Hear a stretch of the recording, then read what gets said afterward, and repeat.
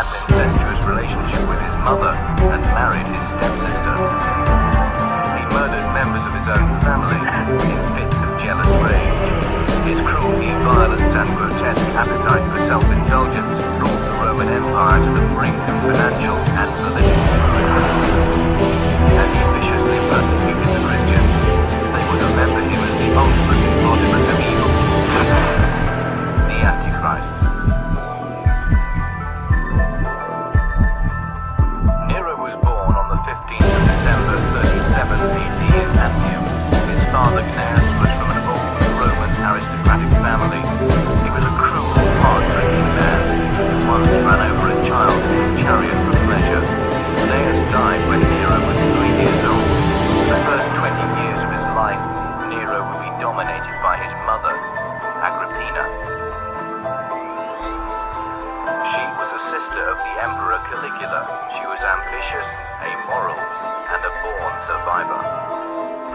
Nero's mother was a very strong-minded woman. The Roman sources like to say that she behaved like a man, by which they mean that she understood politics and tried to wield political power. She was absolutely determined that her son was going to become emperor, and she didn't care how many people she had to walk over in order to achieve it. When the Emperor Claudius was widowed, Agrippina embarked on a campaign of seduction.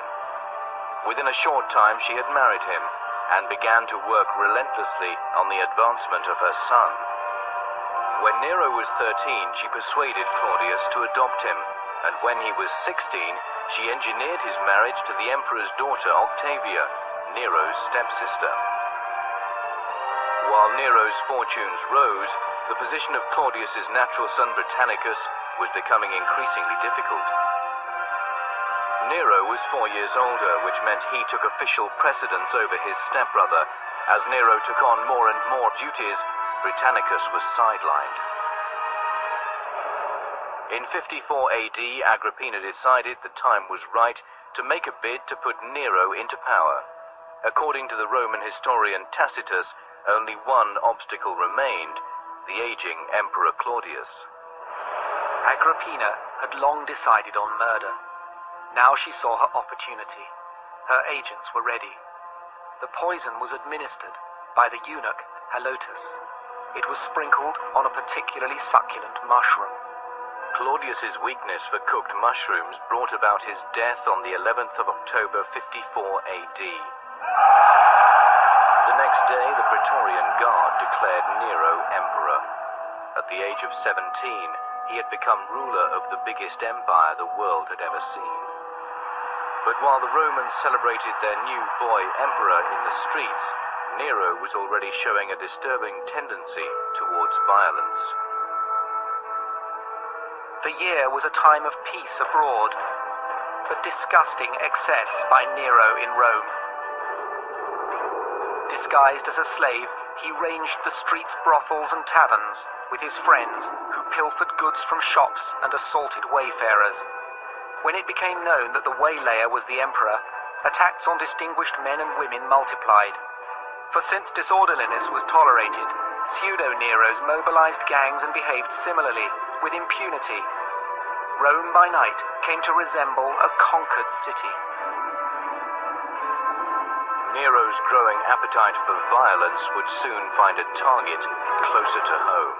Nero was insecure because he knew that Britannicus was actually the natural son of the previous emperor, and that he had been adopted, and some people thought that Claudius had been manipulated into adopting him. Nero decided to murder his rival, but according to his first-century biographer Suetonius, he needed a method that would not arouse suspicion. To achieve this, he would need help. Against Britannicus, he employed poison, no less because of the competition he posed in singing. He had a much pleasanter voice than through fear that one day he would prevail in public favor. He obtained it from a certain Locusta, who was an expert poisoner. He gave orders that the substance be brought to the dining room and given to Britannicus. When Britannicus collapsed, Nero rewarded Locusta with immunity from prosecution and an ample estate. He even sent her pupils.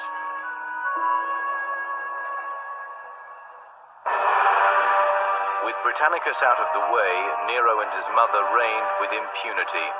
They passed laws and appeared on Roman currency together, with Agrippina acting as the young emperor's self-styled regent. She was determined to maintain absolute control of her son, and according to Tacitus, she was prepared to go to any lengths to do it.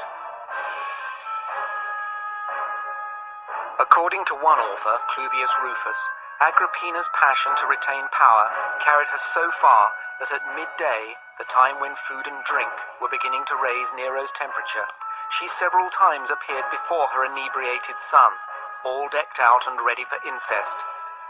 Their companions observed sensual kisses and evilly suggestive caresses. His mother had been the architect of his rise, and she wanted him to remember it all the time. And initially, of course, he was prepared to be grateful, but he got tired of it and decided that the only cure was to get rid of her.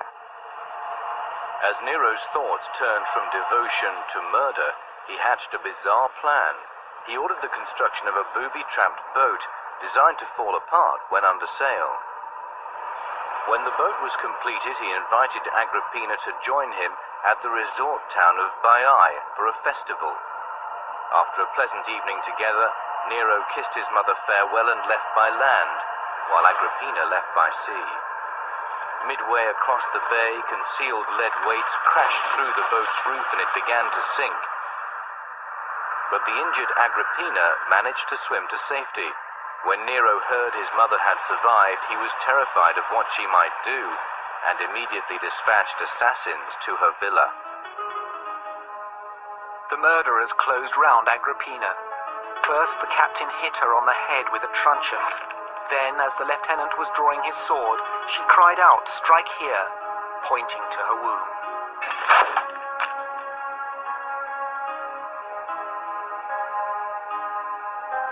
Nero's rise to power had cost the lives of his mother, his step-brother, and his adoptive father. Now, with absolute control of the empire, Nero would indulge his appetites for cruelty and self-indulgence to the full.